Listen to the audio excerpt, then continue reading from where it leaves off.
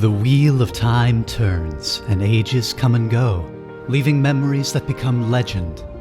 Legend fades to myth, and even myth is long forgotten when the age that gave it birth comes again. In one age, called the Third Age by some, an age yet to come, an age long past, a wind rose in the mountains of mist. The wind was not the beginning.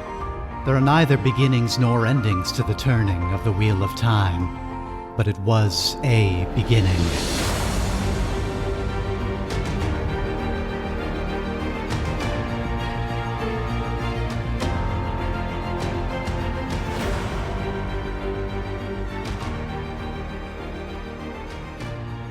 The Wheel of Time turns and podcasts come and go. Welcome to WOTCast, a Wheel of Time book club, where we read through Robert Jordan's epic fantasy series and watch Amazon's upcoming Wheel of Time TV show.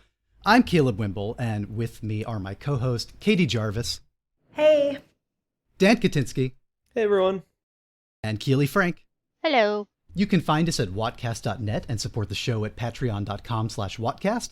Your support means a lot. Even $2 helps. Join us on Patreon at the Two Rivers tier, or join us at the $5 Tarvalon tier, and you'll soon get access to special bonus episodes where we talk about things like Wheel of Time short stories, graphic novels, video games, failed TV pilots, and more. Email us questions, comments, and corrections via contact@wotcast.net with the subject line questions. We'll answer them here on the show. For those unfamiliar, The Wheel of Time is an epic fantasy story about, well, it looks like I forgot to come up with something original for this week. So once again, we'll recap with the general sweep of there's a dark one, there's a prophecy, there's cycles coming and going. There's a bunch of kids who have to run away from home because a strange and powerful person showed up in the night. So I think you know the drill.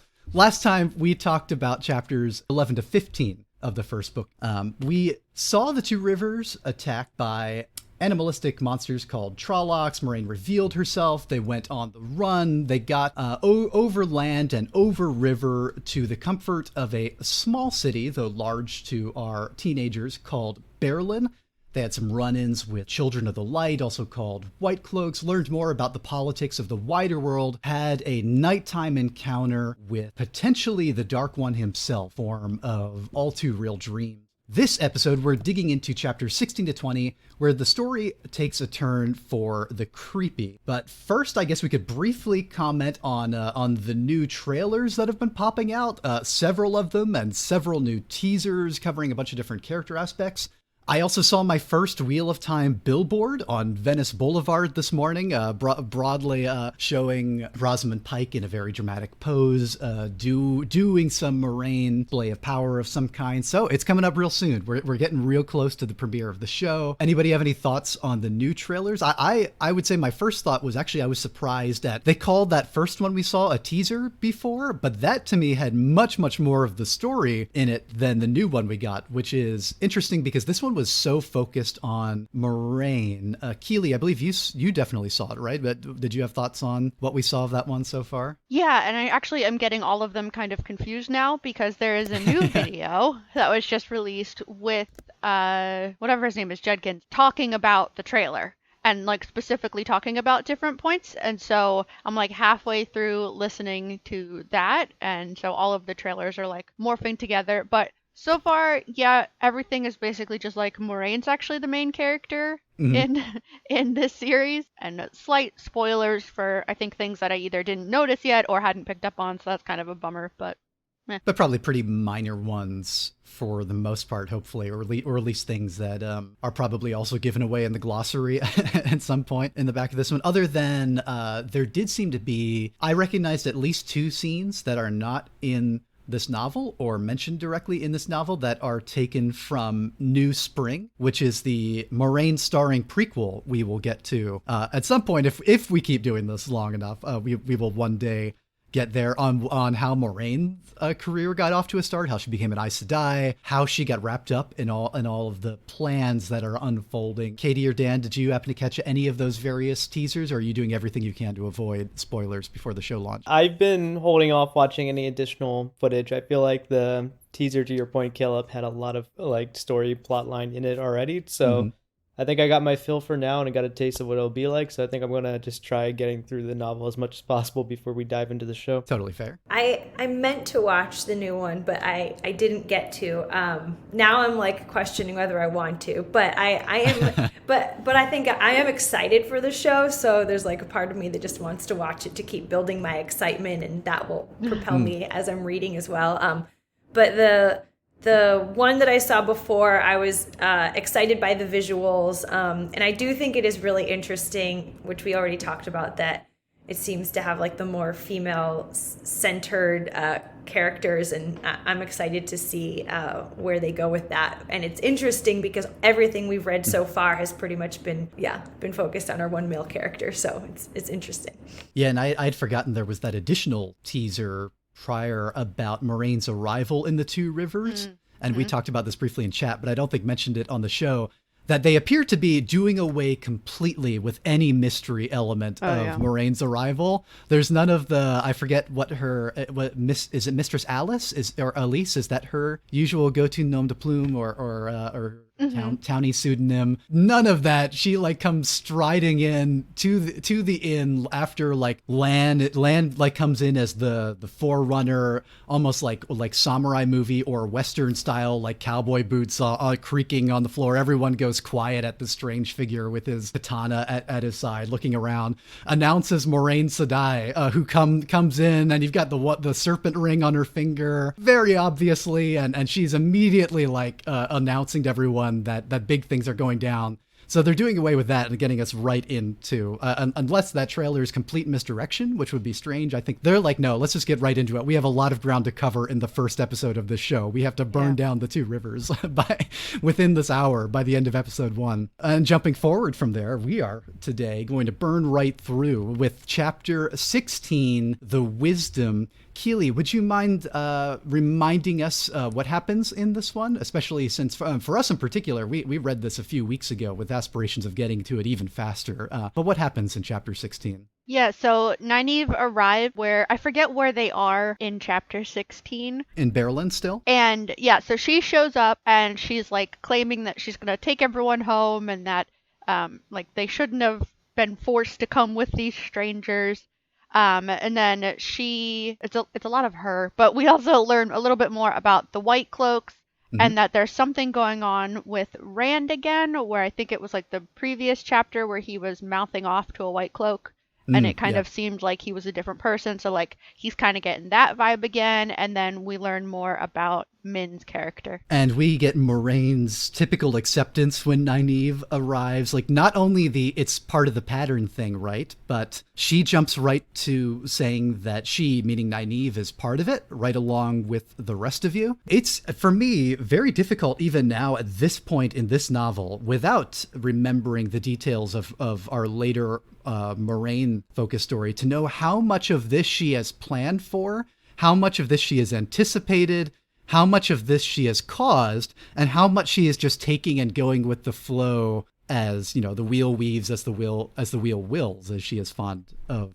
saying. Seems to be a healthy blend. A little bit of like wheel turns and it's kind of in motion already, so it doesn't really matter. And then some is like thought out ahead of time, and then it just kind of all churns together, and I don't know, she kind of takes things in stride. I was thinking how interesting it is how many times in the book it's like commented on in the narration that she has a calm voice and that nothing surprises her, and I feel like that just happens over and over again, and that I think like begs the question, Caleb, that you asked, like, is it that she knows what's going to happen, or is she just really good at accepting everything as it comes along? I'm not sure.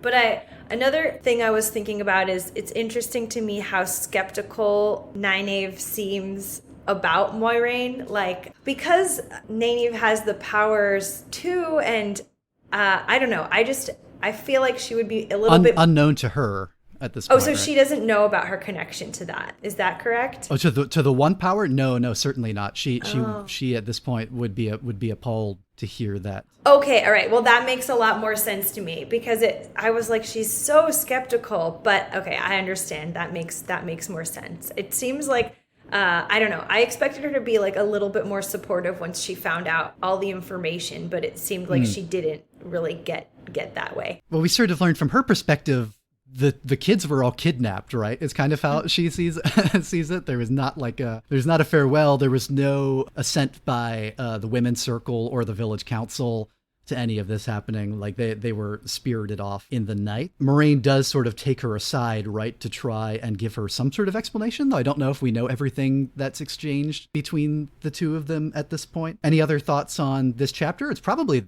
one of the shortest yet, I think, 16. Well, is it in this chapter or like a following one where they do mention Tam?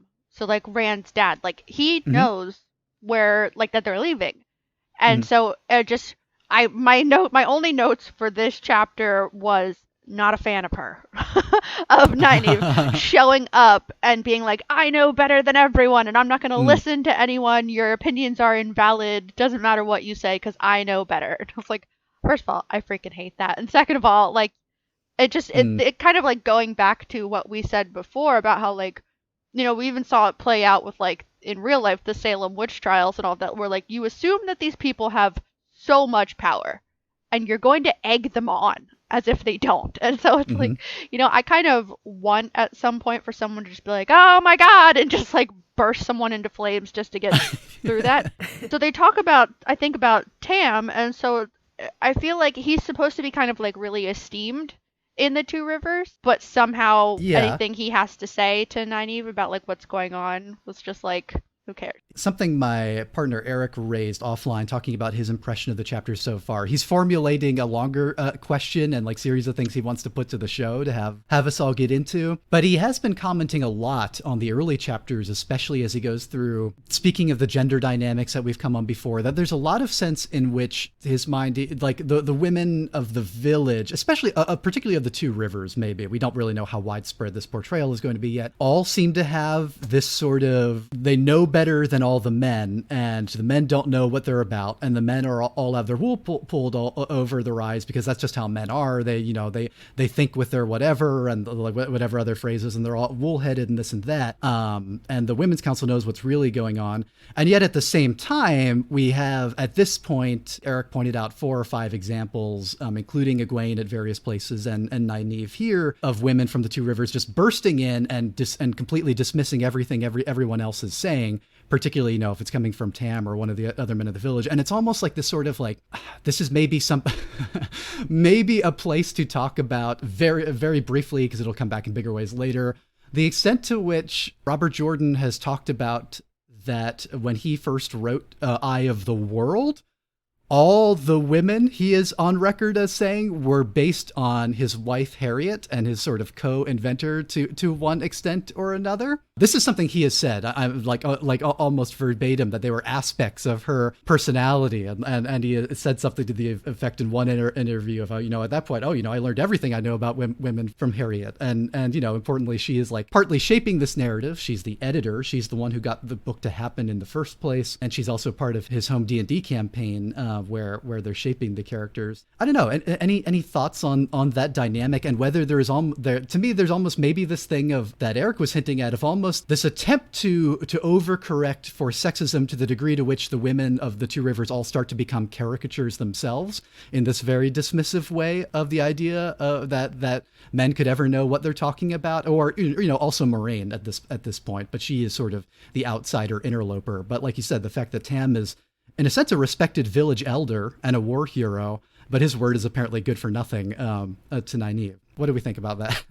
My first reaction to, I mean, that's interesting information that the women were all based on different aspects of his wife, but it almost seems like you're saying kind of like reductive, like what they did, he took like one aspect and made it a whole character, and then another aspect and made it a whole character. That's interesting. In connection to this chapter, it just immediately made me think about the fact that Nynaeve basically ran off because she was like, the men will never get it together to send anyone out, so I'm just gonna ignore everything they're doing and just leave on my mission because they're useless. So yeah, which I guess she has the authority to do, right? I mean, she's the closest thing to one, like, you know, there's no ruler of the two rivers, but she is the most authoritative voice despite her youth. I was watching Katie's face when when you said about him making the comments about his wife, because in my head I was like, how dare you? Like, you must hate your wife. It's like how I was reading it.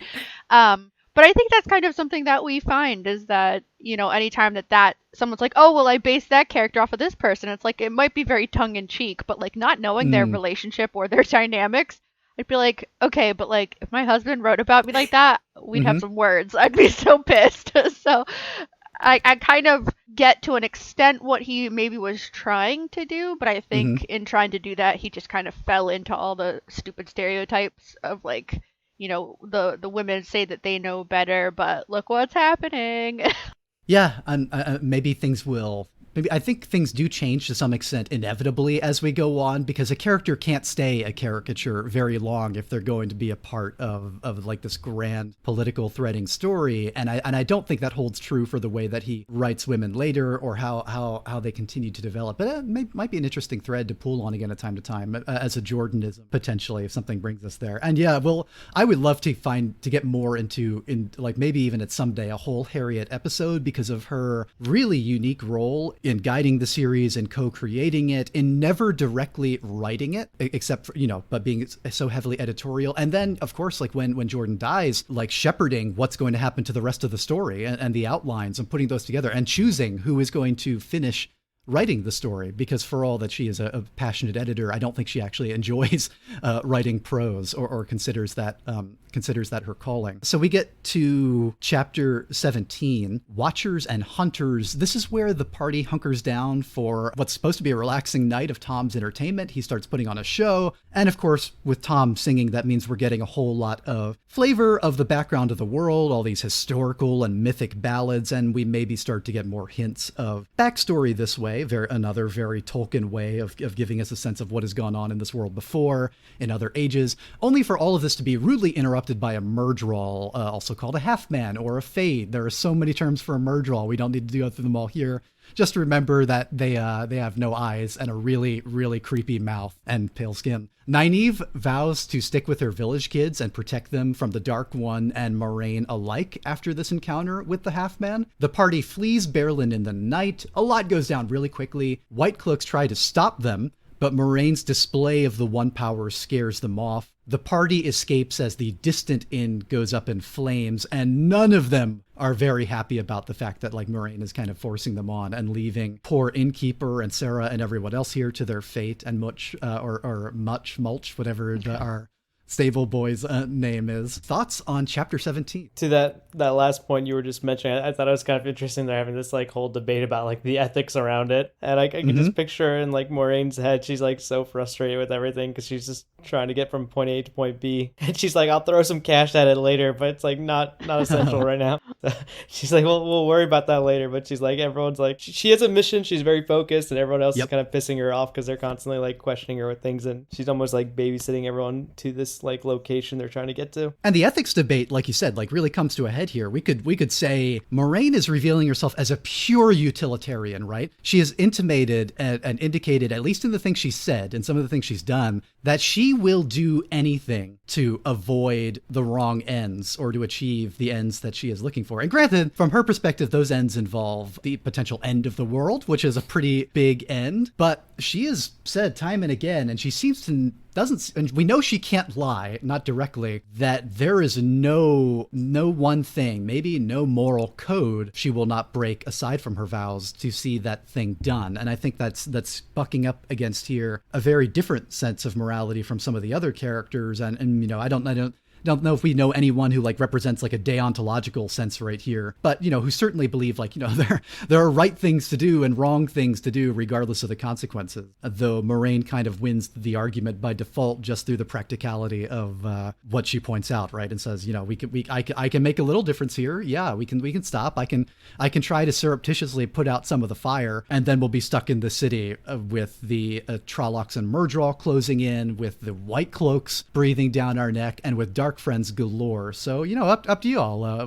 What's your decision here? Are you going to come with me or not? And it's interesting because, I don't know, it feels a little black and white at the moment, like black and white fantasy, whereas like some shows that are like there's different factions and you're not sure exactly what the intentions are. Like Game of Thrones is not as transparent. You don't know which house you're supposed to be rooting for a lot of the time, and there's that murkiness. But this seems a little more just straight up like high fantasy with like the Gandalfs and everyone. So it feels a little more black and white, so it seems easier to accept her ideology because she's trying to save the world from this dark being. So if she doesn't get her way, and she seems to be the most knowledgeable in terms of what needs to be done to fight this dark like lord or like this dark one, so it seems to make sense of just kind of like following along with her ethics there, that it's like, yeah, everything's pretty much going to end or going to go to chaos if we don't do this mission, so we just need to kind of follow it to the direction she lays out. Is it really that starkly different in Game of Thrones, though? Or at least the first book, I wonder? Because, I don't know, I feel like we are very much supposed to root for the Starks early on, and that they are very much posed as, the good noble house in opposition to the grasping, conniving Lannisters and to the hapless Baratheon, to Robb sort of making a muck of the whole kingdom. And we do have the omnipresent threat of the others, the White Walkers, this existential threat to all of human existence, also in the north, also beyond a mountain wall that is guarded by a permanent regime of guardians up there. Like we know the warders here guard up against Sheol and the Fades coming down from there. But the ambiguity kind of comes in the same way, right? With like, we don't have Aes Sedai in Game of Thrones, but we do have, I think as Katie or Keely pointed out before, we have Melisandre, right? We have the Red Woman arriving, and she is very much opposed to the others and to that existential evil at the north end of the world. But we immediately start to suspect her methods and what she is willing to do to stop that, and what any of the given characters are willing to do to stop that. And I mean, I do agree that we have a difference maybe here in that everyone in the Wheel of Time so far takes the Dark One pretty seriously, right? Like whether they're actively doing plots to stop him or not, they all acknowledge he's real and dangerous. Yeah, it's like in Game of Thrones, it always seems to kind of be on the back burner, and at least TV show wise, it really is on the back burner the entire show. Here, it seems to be more front and center, more of like the Lord of the Rings style, where the villain and these inhuman creatures, which sometimes feels a little bit like a cop out to actually having humans fight humans. More so, because then it's easy to kind of justify it, because there's these like creepy, there's these like disfigured or like kind of like animalistic creatures they're fighting. So it kind of makes it more black and white, and I think that's kind of where I was like, that intention and the fact they're actively being pursued by these things and this like worm-like wraith with like teeth all over, it seems like pretty easy to tell who's good and who's bad. What about the White Cloaks? And what about who are human and whom we get the sense Moiraine comes very close to being forced to murder the shit out of here with the one power if things cannot de-escalate in this sequence. What do we think of people? Keely, you have brought up several times like what this display is that Moiraine does, where she makes herself look like a giant, or turns into a giant, one or the other. I forget if that becomes clear here. Another step in Rangast. She was taller, her head level with his, where he sat on the Grey's back. Shadows clung around her face like thunderclouds. There is one of them, like they straight up attack the White Cloaks here. They're slashing at her. Moiraine blocks one of the blades with her staff, and like sparks are hissing in a fountain. And then she gets real angry, and you dare attack me, and her voice roars like a whirlwind. And she looms as high as the town wall. Her eyes glare down, a giant staring at insects. And so they barely get out of here, and without the bloodshed that the White Cloaks try to bring it to. So I don't know. I mean, I feel like the Children of the Light represent at least some sort of ambiguity, right? We've talked about them. They are our witch burners who are doing it in the service of rooting out dark fiends and stopping the Dark One. But on the other hand, maybe that does, like, since Moiraine is the only Aes Sedai we've seen so far, maybe that does just make a contrast where she starts to seem more obviously the quote-unquote good guy. I'm not sure if this speaks exactly to what you're talking about, but I think one aspect that's interesting and maybe more leaning towards Lord of the Rings is that Moiraine has been fighting, like she's been in a war for a long time, whereas like Two Rivers has been very protected. It's sort of like different mind frames, when you're in a war, there's casualties and you have to you have to, some people are going to die for the greater good.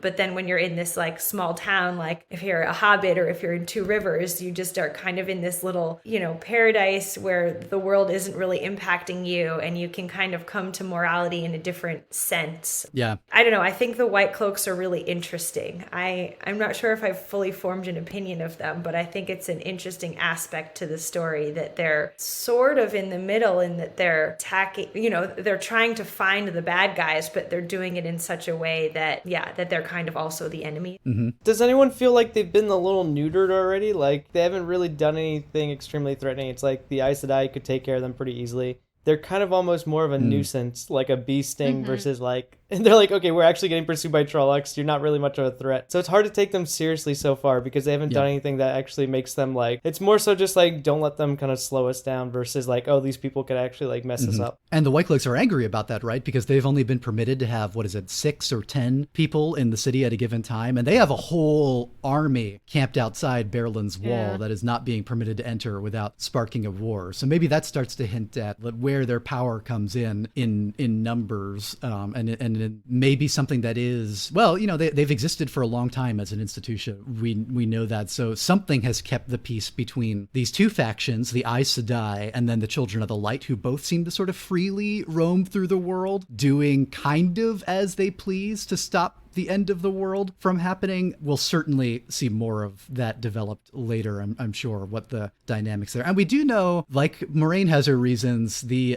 White Cloaks have reasons to be suspicious of the very people who brought about the last end of the world, the last time it happens. So, but they are very much positioned as our antagonist here. They're trying to stop our protagonist. Dan, do you want to recap us on chapter 18, the Camelin Road? So the Trollocs are starting to chase the party off the Camelin Road, and then they're getting surrounded. They hear horns and they recognize that the enemy's closing in on them. The party breaks through after coming across some Trollocs and some Fades in their path, and so they recognize they're getting surrounded. So they engage in battle, and Matt as they're riding up to this foe, like Matt starts shouting a battle cry in the Old Tongue, which we aren't yet super familiar with, and at the moment there he's shouting it doesn't make as much sense to the reader. So they start fighting, and during that battle Moraine creates an earthquake which spouts out fire to delay the Trollocs and the Fades, and they set up a false trail, buying them some time to reach the ruins. And in a very, again, Lord of the Rings moment, they decide to go to a place that Trollocs will not go, instead of a tomb. I almost laughed at this point because I could hear Gandalf just being like, oh, like the whole Icy Mountain versus going down to the Mines of Moria. Yep. I was expecting them to do that because they even mentioned like mountains and all that, and like snowfall or like, and like when they were assessing their options, I'm like, are they going to go to the Mines of Moria? But go to a similar place, an ancient city, Eridol, now called Shadar Logoth. At the time I was reading this, just like a point to that, I forget what the significance of that was. So they made it like a huge deal, and it's like the end of the chapter, but I'm not sure, had we been introduced to this prior? Yeah, I don't think so, and I'm seeing other shaking heads. I think this is the first time we get that name. So as far as I can tell, we're just meant to know that this place has another name. The Trollocs are scared of it, and it sounds evil as hell. Shadar Logoth, it sounds like, it sounds like shadows, and it sounds like something Lovecraftian almost. The off part at the end to me, like, is evoking that. Yeah, the way they keep like asking, like he's like, I'm asking the name, and he's not getting. I think it's either Matt or Rand is just like asking what the name of the place is and doesn't get an answer for a few times, and then they dramatically say it. So I didn't know if there's like a connotation there that I was supposed to be picking up on from like the prequel chapter or something. I felt the same way. I was like looking through, I like went back and I was like, is there some reference to this prior? Yeah, I felt the same way. Yeah, the only thing I can even think of that we would have reason so far would be that we have some understanding that names have a power in this world, or names can draw the attention of things on you, like in that Voldemort-y kind of way. Maybe even this, I forget if that's a Sauron thing too, but people do seem hesitant to invoke names. Names have power, and they can have power over you. They can draw the attention of things. So maybe it's something about drawing the attention of whatever is in Shadar Logoth. But yeah, Dan, I made the same exact back notes of, yep, we're blazing right through Fellowship here. We're getting, we're at least skipping to almost the end of Fellowship. We're in the last act, right, where we're about to see this episode, the party gets separated, which is, the conclusion of the Fellowship of the Rings, when the Fellowship is broken apart by circumstances. Yeah, and everybody draws significance to Mat having this moment of shouting the Old Tongue, because none of them speak the Old Tongue, at least none of the kids from the Two Rivers. We've had various weird moments before. I think maybe is Perrin the only one who hasn't gotten his own specific moment of weirdness yet, being seemingly possessed of some personality or aspect that is not quite his own? Yeah, Perrin gets pushed to the side a lot.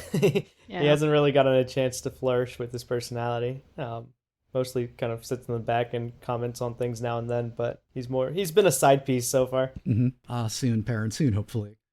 Interestingly, Egwene says to Mat, when you shouted, just for a minute, I thought I understood you, but it's all gone now. So something is happening with all of them, right? All 5 of these Two Rivers kids or young adults have something going on. Moraine brings up the old blood still sings thing. Oh, in passing detail here, oh my God, speaking of late-term Fellowship, we're just hitting all the end of that book's beats now, because we find out, we get the hint from Moraine early on in the chapter. She calls Lan something. Speaking of names, when they have to separate momentarily, she says, "The light go with you, last lord of the Seven Towers." Yeah. And if we have not had Aragorn vibes from Lan up until this point, I think this chapter and the sequence of chapters are just cementing in like hard as hell that, we've got a type here that we are fulfilling. Anybody else have other thoughts on 19, Shadows Waiting? Yeah, I thought that's literally the first thing I wrote is like, okay, Lord of the Seven Towers with no context. All right. But then when they're talking to Mat, they said the blood of Aemon still sings. And so I wrote, oh, Mat's a Targaryen, sick. I thought that the scent spell that Moraine, Jesus, I couldn't think of her name, that she does was pretty cool, to like throw their smell somewhere else so that they would be able to get away. I just kind of, again, because like she like channels power through the staff, so she did this like sick twirly thing with it. But to me, that was just like the same as Gandalf like slamming down the staff and saying like, you shall not pass. I got the same vibe. We didn't really talk about it much, but the whole time that they were like, okay, we have to be super duper quiet. Like, we can't make a noise because then the Trollocs will know what they are. And then, like, as you get to the end of the chapter, they just have a full-on, out-loud conversation where I think it's like Egwene is like, the hell is that? Like, they find the wall, and they're just, like, talking, end of chapter. And I was like, but you just said that they have to be quiet. And now you're talking! And so, there's little things like that have been driving me crazy. And I wanted just to clarify, chapter 17, Watchers and Hunters, it's Lan or Rand keeps noticing a dude with a scar on his face. And they pointed that out like 3 or 4 times, and then the fade shows up. So I didn't know if it was supposed to be like one is connected to the other, because I think he asks like the main guy. And he was like, oh, that's just what's his face. But I was like, why are they pointing this out? It's like, we kind of get it that the author doesn't like people that have visible disfigurements, but it's also just kind of like, what was that? Like, you can't just be like, here's this creepy dude.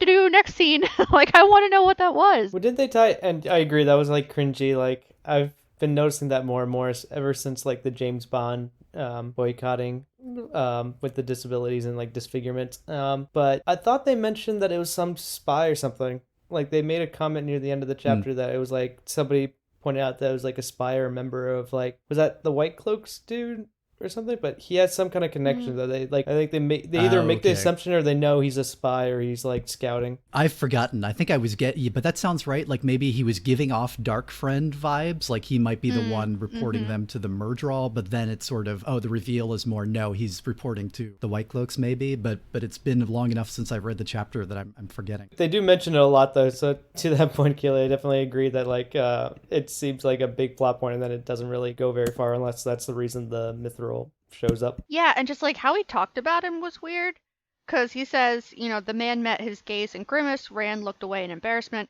Maybe with that scar, the fellow could not smile, and that's why he's grumpy, because he can't smile. Like, shut the hell up. Oh my god. Like, he's probably grumpy because you're a little asshole staring at him. Like, leave him alone. Yeah, Rand doesn't win a lot of brownie points in these later chapters. I sort of liked him at the beginning because he seemed like a naive little farm boy, and now he's just like, I don't know, he's getting a little agitating as a protagonist. Yeah. Still a naive farm boy, but we're seeing more of the downside of that in his attitude towards, towards new experiences and new people. Which brings us to chapter 19, Shadows Waiting. Katie, do you want to cap us on this? Sure. And speaking of things that are a little bit irritating, I found this chapter quite irritating.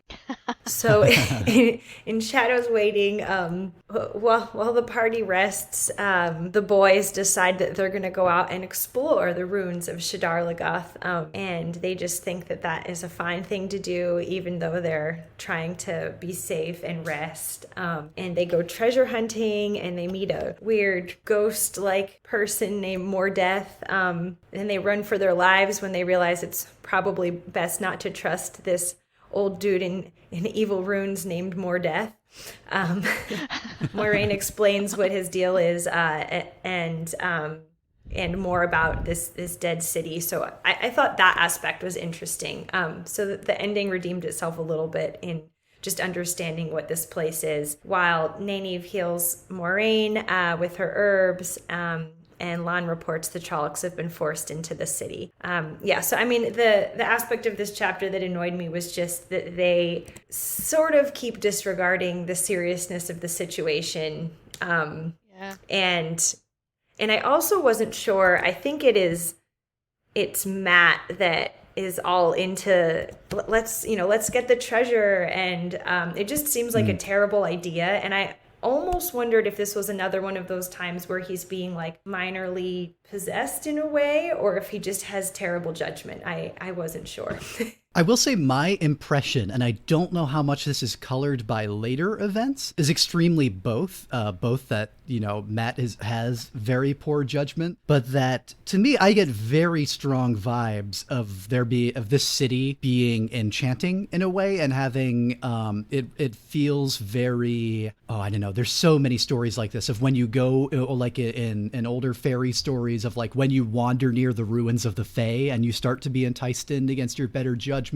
Or, of course, many times in Lord of the Rings, where whether it's the dragon's hoard in The Hobbit, or the ring in the Lord of the Rings itself, or the various places they visit where characters are being drawn in and entice the dwarves into Moria, to wherever else, it feels like there's something pulling them to me. They seem to be acting even outside of their own good judgment, but I don't know how much of that I am importing from earlier and from later chapters. So for all of you, did it register more as them just being idiots and then just going down along into this ancient treasure room led by a strange, extremely pale guy in a cloak? I don't think Jordan makes it super clear ever. Like, normally if you're getting your characters enticed by some kind of magic or dark power, it's more explicit, but I don't know. It seems to always be on the fence about whether or not it's just poor judgment. Yeah, I wrote down that, they basically just climbed into the creepy white van by following this guy because he said there was candy. Like, that definitely is how it felt to me. Now that you say that, though, I'm like, oh, okay, so maybe Matt is like the Boromir, where, like, you want to love him, but he's just so, like, weak. That's kind of how I picture Boromir, is that, like, you put him anywhere near the source of power and he can easily be manipulated, compared to Rand, aka Tiny Hobbit Boy, that's somehow very magical and powerful. Yeah, I don't really know. I love to hate these characters. and I keep trying to tell myself, like, oh, well, they're supposed to be teenagers. No, they're not, though. They're supposed to be a little bit older than that. So... Oh, no. They are teenagers. They're like 17 or 18. Right, but still, like, on the older end. They're not like 15-year-olds. Like, they're, they did survive kind of, even though they were very isolated, they did kind of survive in, like, this general, like, hard life of, like, farming and stuff. But the tiniest thing is, like, ooh, shiny, and they just want to die. And so they feel kind of toddlerish to me, like they're trying to constantly kill themselves. So I definitely agree. Wool-headed witlings, as Nynaeve calls them. Yeah. Yeah, once again, it feels very, sorry, we're still so Lord of the Rings mired here, but I get the City of the Dead vibes, for one thing, when we learned the backstory of Shadar Logoth here, and this city that the entire place was cursed by people's mistrust of one another, which is the one that Aragorn visits in Return of the King. A little different because they did this big betrayal, but maybe it's this thing that we learn about Eredal, that it was jumping around the Lord of the Rings here. Mordeth whispered poison in King Balwin's ear, doing this worm tongue thing where he arrives and starts enchanting. Yeah.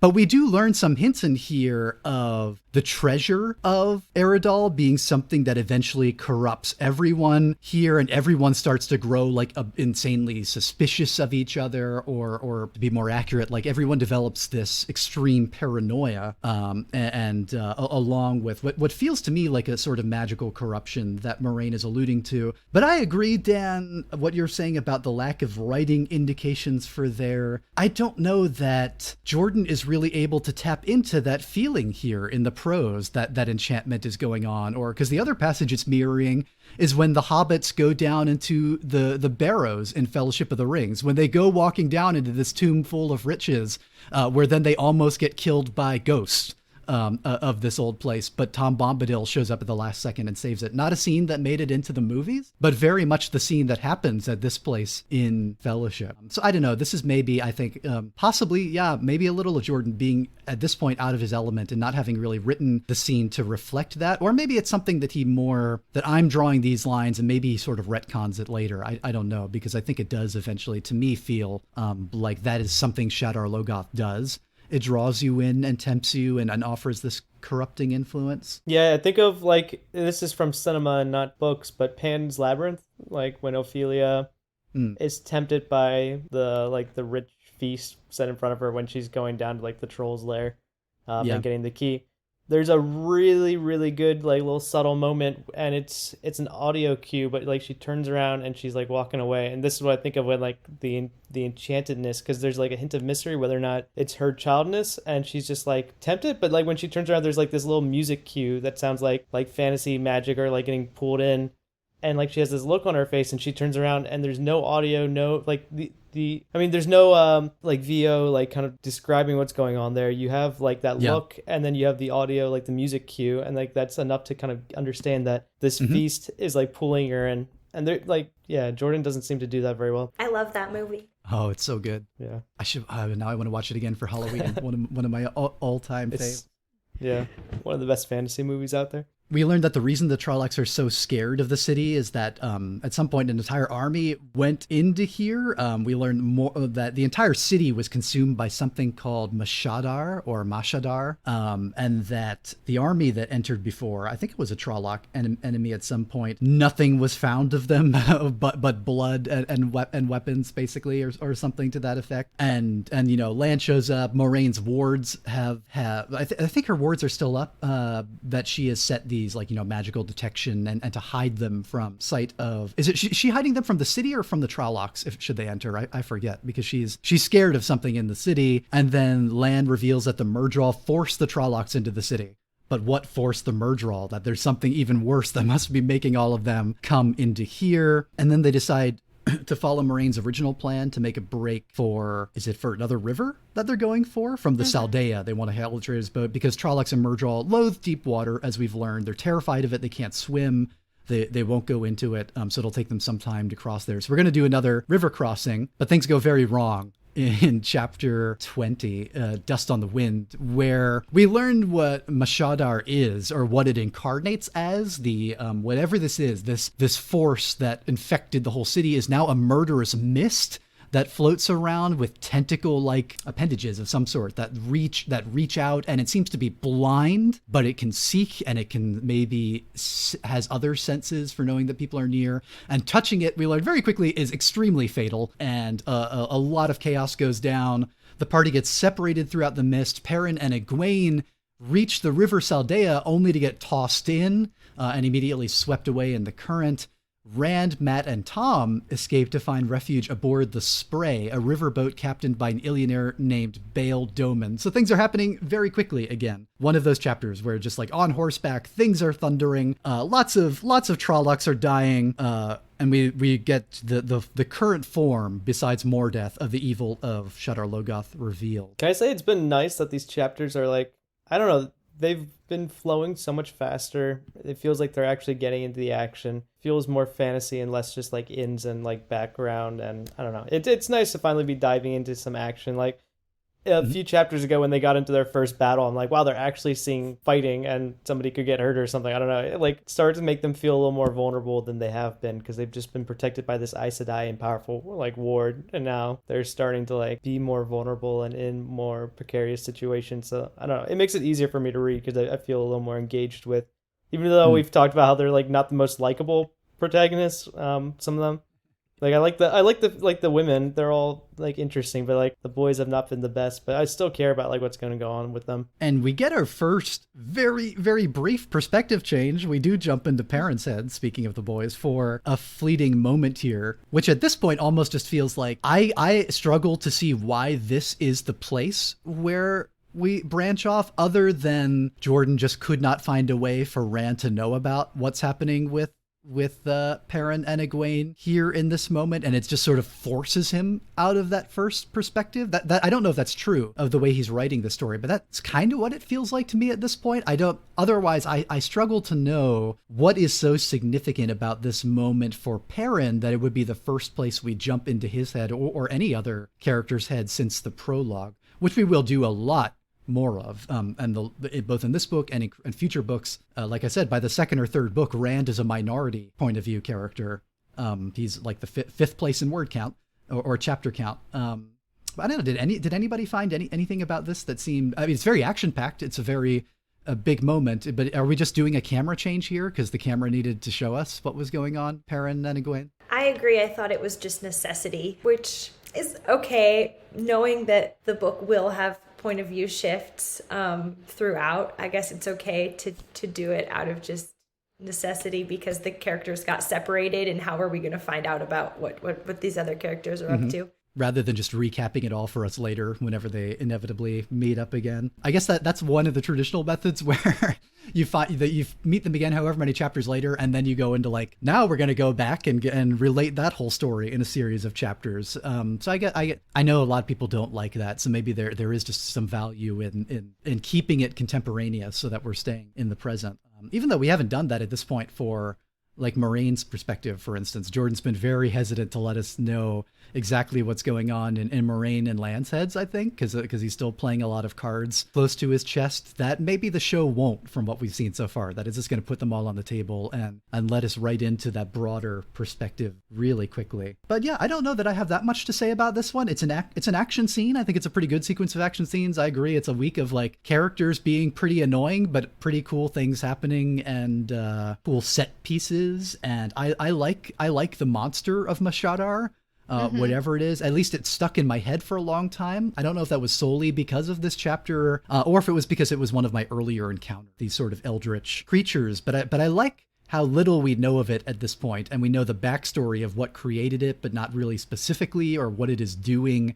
We just know that it's hungry and it's a mist and it's moving, which I guess is one of my preferred kinds of monsters for a little bit of horror. We get more bargaining scenes, everybody's favorite haggling moments. Keely shaking her head at what goes down on the spray here. It's just so lame. Like, oh my god, it just feels like at points he's just trying to figure out dialogue. Like, I want to include 8,000 characters, but I don't really want to separate them out, so let's just make this person be like, bribe me. So that felt kind of lame, but I also tend to latch on to like the darker parts of it. So like how they describe the Fade and this creepy old man figure that like just basically like, okay, so we've been watching What We Do in the Shadows, the show version. Yeah. And it's very, that whole scene was very Laszlo screaming bat and then turning into a bat and flying away when Mordeth became like a ghost and like got like sucked through the cracks in the walls or something. Like,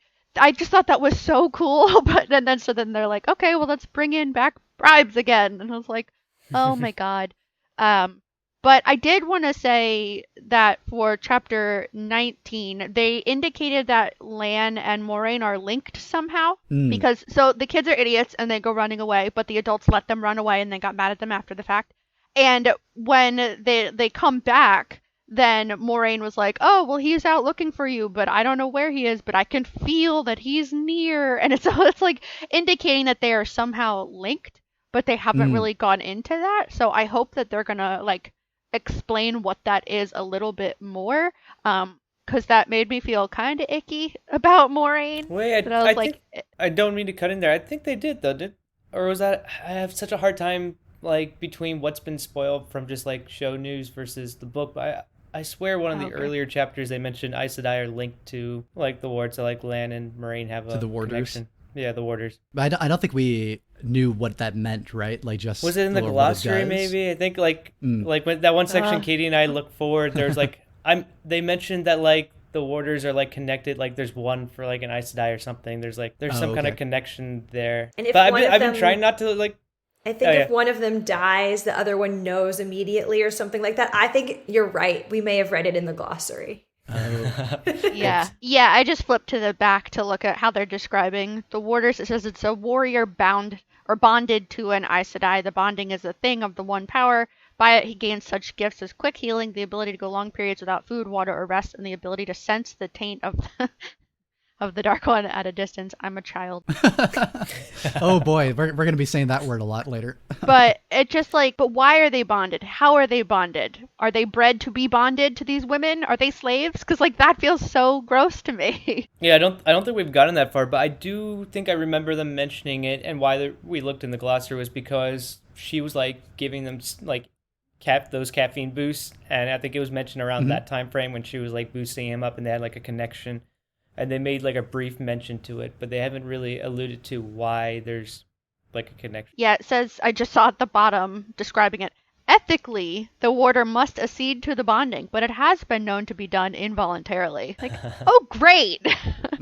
Problematic Aes Sedai. I guess we'll learn more of that as we go on. I mean, who can know at this point? The dynamic between Lan and Moraine, I think in chapter 19 and 20, is shown at maybe its most vulnerable, and there are moments of what looks like tenderness or affection between the two. Not necessarily like, I don't think we have any clue what kind, but where they're like touching foreheads at the one point, and Moraine kind of whispering farewell to him and a take care of yourself kind of thing, and him doing the same in turn. But yeah, at this point I don't know that we know like what is a part of the bond, what is not, like how they entered into this. We really know almost nothing about Lan, so that may be something we just have to find out a little later, because next time we're reading chapters 21 to 25 and our perspectives finally do split good and true. If I'm not mistaken, we're getting into another head. I'm glancing at the first page of 21. Dare I hope we get into Nynaeve's head for this one? I honestly don't remember, because this is the first week where I haven't wound up reading a little bit ahead. I think we'll learn some very interesting things about our main characters not named Rand al'Thor here, if memory serves, from decades ago. This episode of WOTCast was produced by yours truly. You can find me at twitter.com/CalebWimble. Katie, where can people find you online? You can find me at katiejarvis.com or at 30inLA on Instagram. Dan, where do you hang out on the internet? You can find me on Twitter and Instagram with the handle PansyDan, or on my website, danwimble.com. And Keely, what about you? Where are you located digitally? Yeah, so you can find me on Twitter and Instagram at Keely_Reed. Remember, you can find all of us at WOTCast.net and support the show at patreon.com/WOTCast. Your support means a lot. Even $2 a month at the Two Rivers tier really helps us keep doing this. Join us at the $5 Tower Valen tier, and you'll soon get access to, hopefully, our Dune bonus episode. You can also support us by leaving WOTCast a 5-star review on Apple Podcast or your podcast platform of choice. This helps a lot and is the number 2 way we find new listeners. The number 1 way, tell a friend about the show. Word of mouth means the world to us. And that's all for today. Thanks so much for listening, folks. Remember, this is not the ending. There are neither beginnings nor endings to the turning of the wheel of time. But this is an ending. Farewell.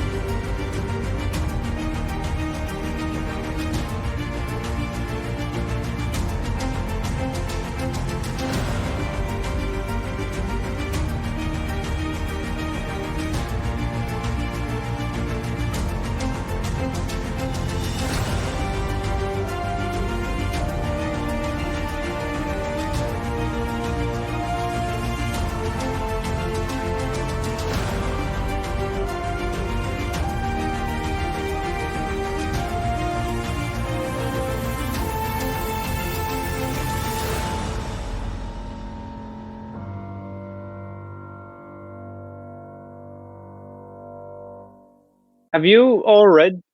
I forget. Have you all read Dune? Am I the only one who hasn't? Like, should I be trying to like speed read? Okay. No, I read it a million years ago. I'm only like 200 pages into it. I read the first 3. I think I finished like a year ago. So that means my memory is like, okay, like that's not that long ago, but it also wasn't like last week. There's so much. I didn't know if feel you guys were going to be talking about both together, and I'm like, I haven't read the book yet.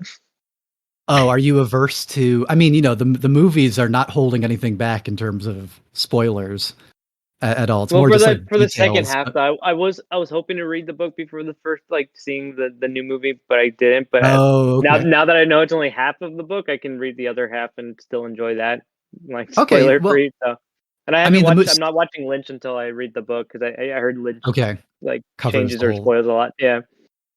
I mean, we I can think mostly not spoil anything. yeah, I think we'll have plenty to talk about just in what the movie covers, right? Because I also did want to talk. Like, I'm sure I will. Like, I'll bring up things about Lynch Dune, and or like the movie history of trying to get a Dune movie made and what's been involved. Yeah. But there's no need to get into what happens after where the Villeneuve movie leaves off, I think, to talk about it. Speaking of, I found, Caleb, you're not the only Lynch fan for the Dune movie. I found I know. There's dozens of us. Yeah, I was talking to like my coworkers about it. He's like, I like the Lynch version much better. I'm like, wow, it's like it's always rare to find that. Lynch doesn't even like the Lynch version. No, but he has good reason. They were just Yeah. awful to him on that production. That is definitely something I wanted to get into. How much it like he had a worse time than Jodorowsky trying to get his made. But I mean, to be fair, Dan, I do have them both rated the same on Letterboxd, the Lynch one and the Villeneuve one. That just sounds like I'm more glowing about Lynch because a lot of people hate that movie and critics hated it at the time. Whereas so I went into that thinking it was going to be like real terrible. And I was like, oh my God, I'm really enjoying large parts of this. And I think that he does really interesting things, bringing the world alive, and the aesthetics of this and oh my God, the theme song is incredible. I've already forgotten the music in the new one because because we went and watched the Lynch one again, and the music is. It's the Brian Eno and Toto soundtrack, like the band Toto, I Bless the Rains, down in Africa, just symphonic shredding. Anyway, I should save that but yeah, we don't have to spoil what happens after. There's so much, like Dune is like so much plot. There's like unlimited amount of plot to talk about, and you still like wouldn't talk about all of it. I'm gonna pop off, guys. Have a good week. Bye, Katie. You too. Happy Halloween. Oh, you too. Oh yeah. Bye. Happy Friday, everyone. Thanks. Bye. Boo.